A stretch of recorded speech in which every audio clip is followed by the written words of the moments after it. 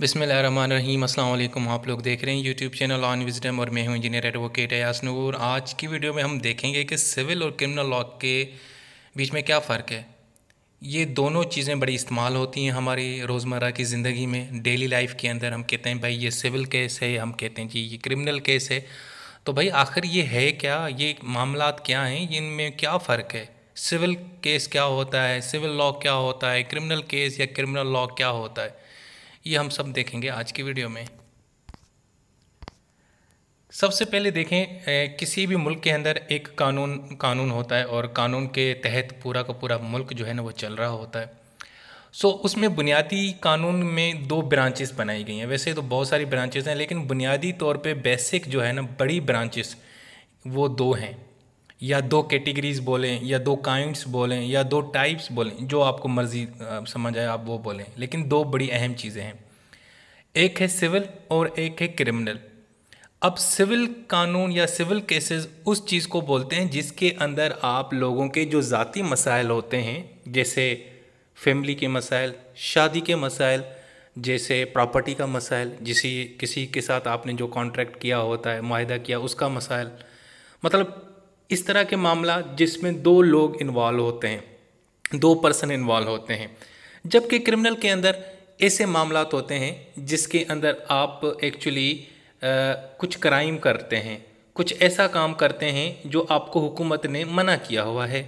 हुकूमत ने अपने कानून में लिखा हुआ है कि आपने किसी का कत्ल नहीं करना, आपने कत्ल कर दिया, ये क्राइम हो गया। अब इसमें ये होता है कि आपका मुकाबला जो होता है ना वो हुकूमत से होता है, यानी it is a government versus person. ये तो मैंने आपको इंट्रो दिया कि भाई पूरी दुनिया के अंदर बेसिक कानून बना हुआ है, कोई भी, यानी पूरी कंट्रीज़ के अंदर कानून बने होते हैं, कानून के तहत सारे मामला चल रहे।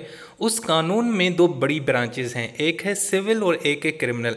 ये छोटा सा मैंने इंट्रो दे दिया, अब आगे मैं मज़ीद आपको ये बताता हूँ ये क्या है। सबसे पहले सिविल को उर्दू में दीवानी मुकदमात या दीवानी कानून भी बोलते हैं। मुकदमा से मुराद केसेस है। अब सिविल लॉ या सिविल केस का मतलब क्या है? द लॉ ऑफ सिविल और प्राइवेट लॉ, ऐसा कानून जो प्राइवेट है, जो लोगों के ज़ाती मसाइल हैं, जो राइट्स हैं, हकूक़ हैं, उसकी बात करता है। यानी आपके हुकूक़ के बारे में, मेरे हुकूक़ के बारे में, this is a private law, civil. अब इसमें ये होता है कि अगर आपका किसी के साथ, इसमें दो लोग होते हैं, दो पर्सन्स होते हैं जो आपस में लड़ रहे होते हैं। इसमें कोई हुकूमत नहीं होती, कोई और इदारा, कुछ भी नहीं होता। ये पर्सन वर्सेस पर्सन होता है। मिसाल के तौर पे मैंने एक दोस्त को पैसे दिए, उसने मुझे पैसे वापस नहीं किए, अब मुझे पैसे वापस नहीं दे रहा, उसने मुझसे उधार ले लिया। अब ये मैं अदालत में जाऊंगा तो उस शख्स के ख़िलाफ़, यानी मिसाल लेता हूँ, उसका नाम है अरसलान, तो अरसलान के ख़िलाफ़ जाके मैं शिकायत लगाऊंगा। मैं ये नहीं कहूँगा कि जी गवर्नमेंट ने मेरे पैसे खाए, मैं कहूँगा अरसलान ने मुझे पैसे नहीं दिए, अरसलान ने कहा नहीं मैंने उसको पैसे दे दिए। अब ये हम दोनों का जो झगड़ा चल रहा है आपस में, या जो मियाँ बीवी का होता है बच्चे की कस्टडी के बाद, डिवोर्स के इश्यूज़, प्रॉपर्टी के मसाइल होते हैं, जी ये मेरा प्लॉट नहीं, जी उसका है, ये है, वो है, ये सारे मामला सिविल में आते हैं। और जब ये सिविल केस हल किया जाता है तो उसमें आखिर में क्या होता है कि आपको एक्चुअली कंपनसेशन देनी पड़ती है। अगर मैंने अरसलान को पैसे दिए थे उधार और अरसलान ने मुझे नहीं दिया, और ये साबित हो गया कि अरसलान ने मुझे नहीं पैसे दिए, तो अदालत उसको कहेगी जा भाई उसको पैसे दे अयास को। यानी आपने अगले बंदे को डैमेजेस से मुराद डैमेज वो नहीं है जो ख़तरा, हराम, यानी को किसी को चोट पहुंचाना। ये डैमेजेस लॉ की लैंग्वेज का है। इसका मतलब होता है कंपनसेशन देना, पैसे देना। मतलब किसी का तुमने अगर हक खाया तो वापस करो, प्रॉपर्टी छीनी तो वापस करो। ओके, ये चीज़ होती है। अब क्रिमिनल को हम उर्दू में फौजदारी केस या फौजदारी मुकदमात भी बोलते हैं। इसका मतलब है law of crimes and their punishment, यानी क्राइम, जो जराइम है, जो जुर्म है। और जुर्म आपको कौन बताता है? हाँ भाई मुझे बताएं, कौन बताता है आपको? ओ भाई आपकी हुकूमत बताती है, आपकी रियासत, आपकी स्टेट, आपका मुल्क बताता है। उसका एक कानून बना होता है, पीनल कोड, उसके अंदर सारा उन्होंने बताया होता है कि ये क्राइम है, अगर आप ये काम करेंगे तो हुकूमत आपको सज़ा देगी। समझ रहे हो? वैसे वो काम जो भी गलत होता है वो, वैसे अगर आप किसी शख्स के साथ भी करते हैं, मिसाल है किसी का आपने मर्डर किया, अब आप कहोगे सर किसी का कत्ल करना तो इसका मतलब मैंने एक बंदे का कत्ल किया ना, तो इसमें हुकूमत कहाँ कूद पड़ती है? तो भाई इसलिए पड़ती है क्योंकि ये ऐसा गलत काम है कि इसका पूरा इम्पैक्ट माशरे के ऊपर, पूरी सोसाइटी हिल जाती है, डिस्टर्ब हो जाती है ना। सो ये बड़े क्राइम है।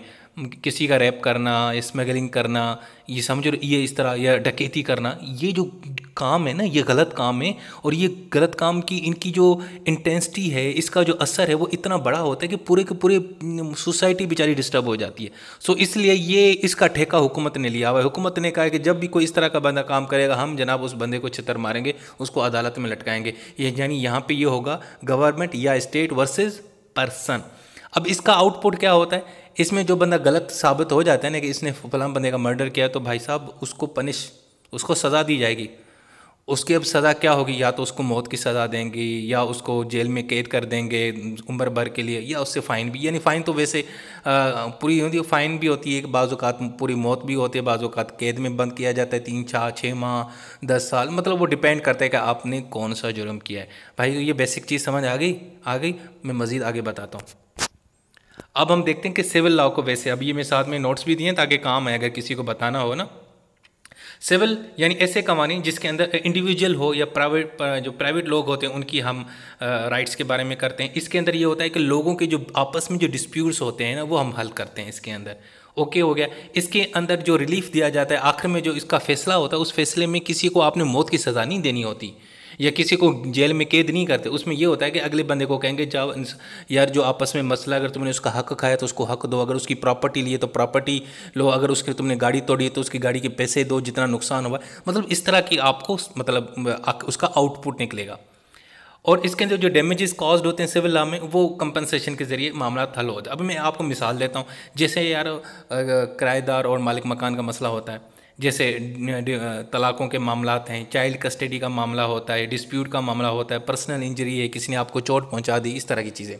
अब इसमें आपने कभी देखा है किसी को जेल हो, किसी बंदे ने अपनी जो है ना बीवी को डिवोर्स दिया हो और वो अगली बीवी ने कहा इसे मुझे नाहक या नहीं दिया है, गलत दिया है, वो दिया, या मेरे से सेपरेशन होती हैं, तो उस बंदे को वो जेल में बंद कर दें? ऐसे नहीं करते, ठीक है। उसको कहेंगे कि यार जो भी इसके हक हैं तो वो वापस कर दे, जो इसकी ज़रूरतें हैं वो पूरी कर, मतलब इस तरह चीज़ें होती हैं। तो इसके अंदर कंपनसेशन दी जाती है, पैसे दे के और इस तरह दे के मामला सेटल्ड हो जाता है।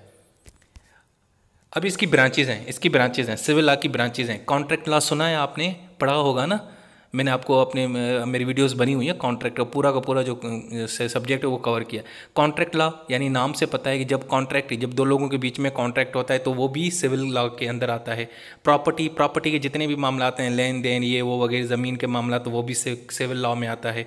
फैमिली लॉ, फैमिली के जो इशूज़ हैं, बच्चों के, डिवोर्स के, प्रॉपर्टी के, मेंटेनेंस के, इनहेरिटेंस के सारे मामला। टॉर्ट लॉ को भी मैंने आपको पढ़ाया था, वो भी एक कानून है जिसके अंदर जब आप किसी शख्स के साथ गलत करते हैं, दो लोग, आप एक इंसान दूसरे इंसान से गलत करता है, तो वो जनाब टॉर्ट लॉ के कैटेगरी में आता है। तो इस हवाले से पाकिस्तान के अंदर एक कोड भी है सिविल प्रोसीजर, उसका सिविल प्रोसीजर का भी एक्ट हमें बताया गया। ये एक्ट, ये कानून इस सारे कामों के लिए, इसके अंदर इसका प्रोसीजर बताया गया कि अगर आपका किसी के साथ कॉन्ट्रैक्ट का मसला, प्रॉपर्टी, फैमिली या अगर कुछ भी होता है, उसका प्रोसीजर यहाँ सिविल यानी इसमें दिया हुआ है। इस कानून के अंदर ये बुक है, आपको मिल जाती है मार्केट से। तो भाई ये ब्रांचेस समझ ली सिविल लॉ की।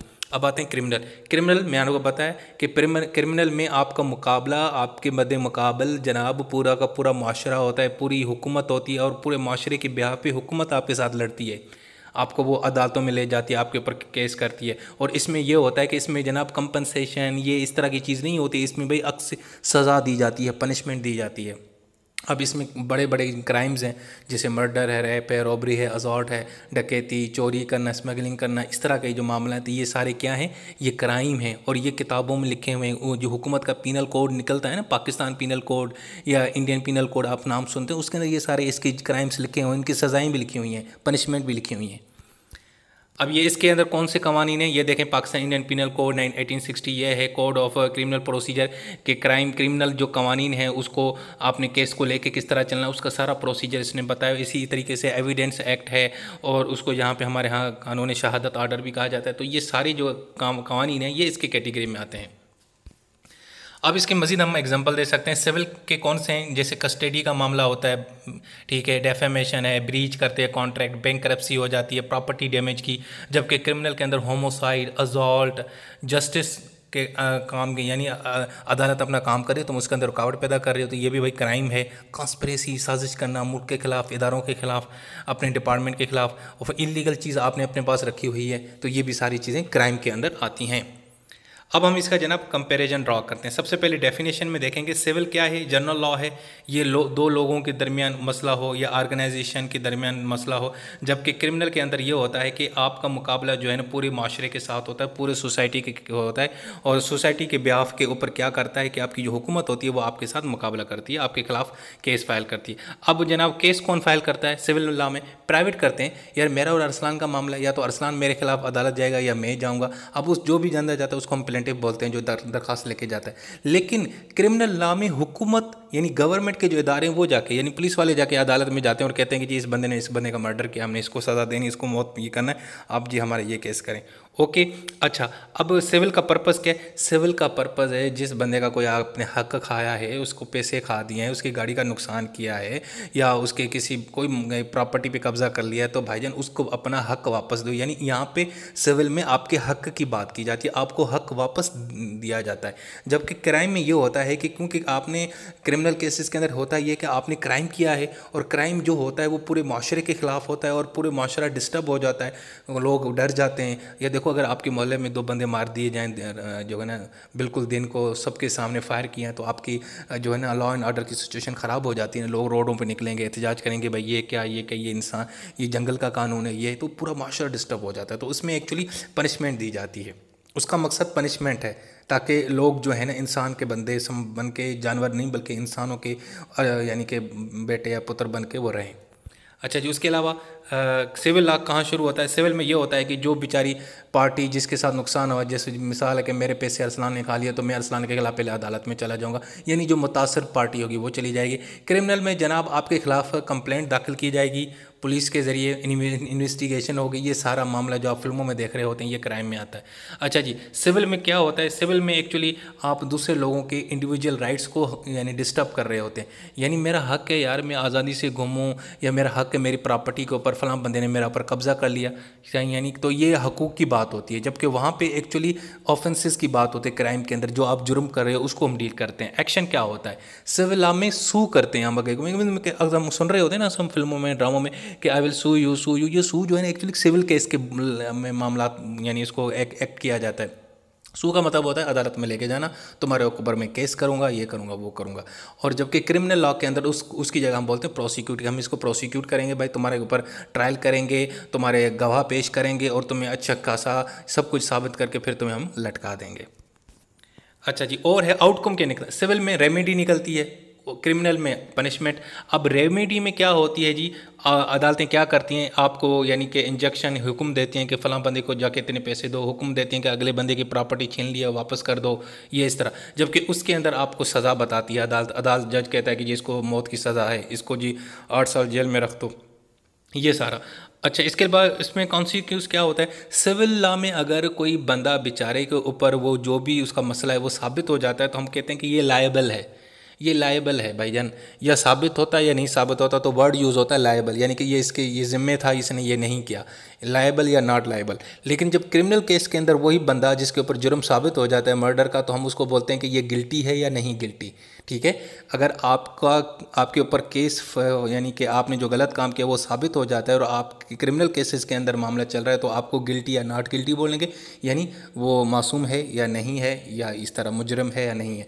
जबकि सिविल में लायबल का वर्ड यूज़ होता है। लायबल का मतलब होता है यानी कि ज़िम्मे लगाना कि भाई ये इसके, या हाँ जी यही इसका ज़िम्मेदार है इस मामले का सारा कुछ। सही है। तो भाई ये है आपका सिविल और क्रिमिनल लॉ के बीच में, या सिविल या क्रिमिनल केसेस के बीच में क्या फ़र्क है। मैंने साथ में थोड़े बहुत नोट्स भी दिए हैं, आपके ये काम आएंगे। सो चलें जी, नेक्स्ट वीडियो में अपना ख्याल रखें, मैं फिर आपसे मिलूँगा। अल्लाह हाफ़िज़।